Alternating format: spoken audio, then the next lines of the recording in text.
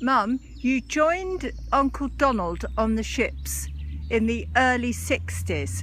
Can you tell us about your first time that you joined him, please? It was very early 60s, and the ship was called the Gaul, and I joined in San Francisco, and I hadn't seen Donald for 18 months then, and the ship had gone in there to collect cargo, so she's well out of water. So the ship was well out of the water, and so they couldn't let the gangway down, and they put a rope ladder from the bridge down, and I climbed up the rope ladder. That's how I met Donald after 18 months. Yeah. And you also mentioned to me before, Mum, that there was this great friendship between sailors and how they helped each other. There was. Can you tell us about some of those stories? Yeah. Well, I can remember at one time in Hong Kong, and it wasn't Donald, it was some other seafarers, and a civilian came in from the army, and he wanted to go up to Japan, and they were giving special rates of flights, but he hadn't got the money, and so one of the sailors just handed him the money and told him to, he didn't want it back. And the same with Donald. We joined the ship from England at one time to South Korea, to Busan, and we were put into this plane because we hadn't got any of the local money at all.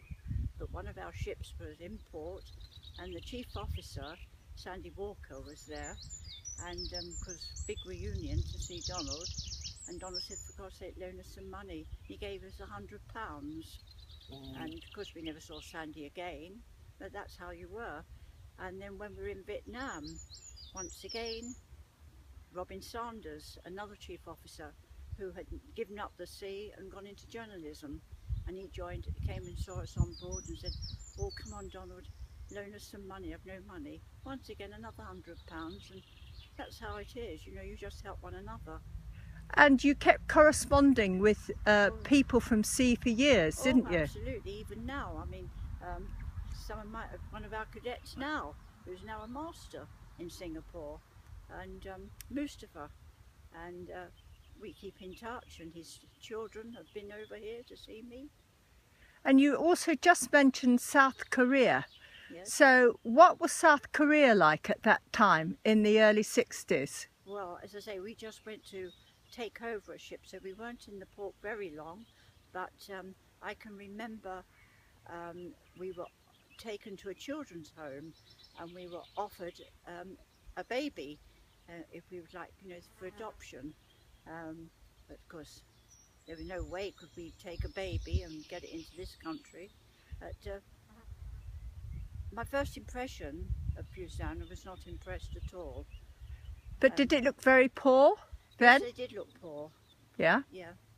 And I think you also went up to North Korea. What happened there? Well, we went up, and the sea was a bed of ice, and you were driving the mouth of the river, so you can't drop an anchor, because it's a communist country.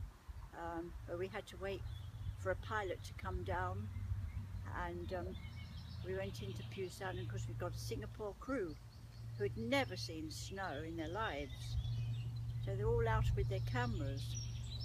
Well, once you get into a port, you have to have all your cameras and everything locked up, not allowed to use them, because the crew, some of them saved their cameras and took photographs.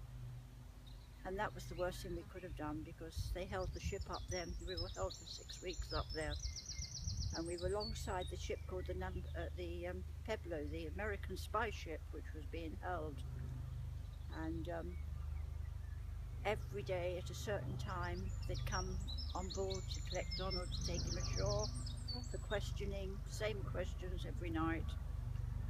Then they'd say, tomorrow morning get the engines ready, the pilot will be on board to take you up the river. And this is how it went on. We were loading, I think it was 9,000 tons of sugar, if I remember rightly. But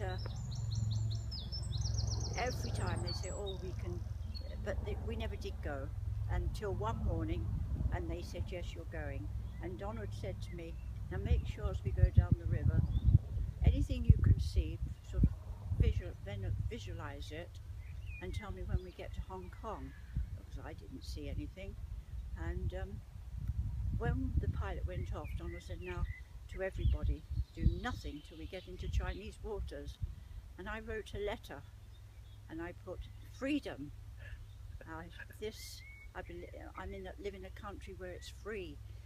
And Donald went to throw it over the side. We put it in a bottle and threw it over the side. And as he threw it, his watch went over as well. So that was that. But then when we got to Hong Kong, Donald said to me, did you see anything when you came down that river? I said, no, I didn't see anything. But apparently he and the chief officer had, and so he went to the telephone booth to phone up Naval Intelligence and met them at the captain's bar, and they said it was the first information that they'd received for many, many long years. Gosh, that's so interesting. Okay, let's see what it's like.